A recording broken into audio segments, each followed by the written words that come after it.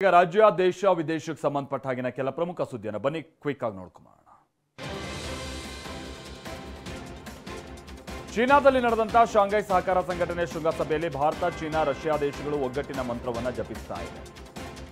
SCO ಶೃಂಗಸಭೆಯಲ್ಲಿ ಭಾಗಿಯಾದಂಥ ಪ್ರಧಾನಿ Modi Putin ಜೊತೆ ಮಾತುಕತೆ ನಡೆಸಿದ್ರು. ಪರಸ್ಪರ ಒಗ್ಗಟ್ಟು ಪ್ರದರ್ಶಿಸಿದ ಮೋದಿ ಹಾಗೆ ಪುಟಿನ್ ಅಮೆರಿಕಾಗೆ ಸೆಡ್ಡು ಹೊಡೆದಿದ್ದಾರೆ. ಇನ್ನು ಶೃಂಗಸಭೆಯಲ್ಲಿ ಪಾಕ್ ಪ್ರಧಾನಿ ಶಾಬಾಜ್ ಶರೀಫ್ ಭಾಗವಹಿಸಿದ್ದರು. ಈ ವೇಳೆ ಪಾಲ್ಗಾಮ್ ಉಗ್ರ ದಾಳಿಯನ್ನು ಪ್ರಸ್ತಾಪಿಸಿರುವ ಪ್ರಧಾನಿ ಮೋದಿ ಜಗತ್ತಿನ ದೇಶಗಳ ಮುಂದೆ ಉಗ್ರ ಪೋಷಕ ಪಾಕಿಸ್ತಾನ ಮುಚ್ಚಿ ನೋಡಿಕೊಳ್ಳುವಂತ ತಿರುಗೇಟನ್ನು ಕೊಟ್ಟಿದ್ದಾರೆ. ದರ್ಶನ್ ಅವರ ಜೊತೆಗಿನ ಹಳೆ ಸ್ನೇಹದ ಬಗ್ಗೆ ಕಿಚ್ಚ ಸುದೀಪ್ ಮಾತನಾಡಿದ್ದಾರೆ. ಬೆಂಗಳೂರಿನಲ್ಲಿ ಮಾತನಾಡಿದಂಥ ಸುದೀಪ್ ಖಂಡಿತವಾಗಿ ದರ್ಶನ್ ಸಿನಿಮಾಗೆ ಒಳ್ಳೆಯದಾಗಲಿ ಅಂತ ಹೇಳಿದ್ದಾರೆ. ಅವರ ನೋವುಗಳು ಅವರಿಗಿರುತ್ತೆ. ಇದೀಗ ಆ ಬಗ್ಗೆ ಮಾತನಾಡೋದು ತಪ್ಪಾಗುತ್ತೆ. ಏನೇ ಇದ್ರೂ ಸರ್ಕಾರ ಇದೆ, ನೋಡ್ಕೊಳ್ಳುತ್ತೆ ಅಂತ ಹೇಳಿದ್ದಾರೆ. ಅಲ್ಲದೆ ನಟ ದರ್ಶನ್ ಜೊತೆಗಿನ ಹಳೆ ಸ್ನೇಹ ಮೆಲುಕು ಹಾಕಿರುವ ಕಿಚ್ಚ ಸುದೀಪ್ ಕುದುರೆ ಓಡಿಸೋದು ಕೂಡ ನನಗೆ ಹೇಳ್ಕೊಟ್ಟಿದ್ರು ಅಂತ ಹೇಳಿದ್ದಾರೆ. ರಾಷ್ಟ್ರಪತಿ ದ್ರೌಪದಿ ಮುರ್ಮು ಮೈಸೂರಿಗೆ ಭೇಟಿ ಕೊಟ್ಟಿದ್ದಾರೆ. ಅಖಿಲ ಭಾರತ್ ವಾಕ್ ಮತ್ತು ಶ್ರವಣ ಸಂಸ್ಥೆಯ ವಜ್ರ ಮಹೋತ್ಸವ ಕಾರ್ಯಕ್ರಮದಲ್ಲಿ ಮುರ್ಮು ಭಾಗವಹಿಸಿದ್ದರು.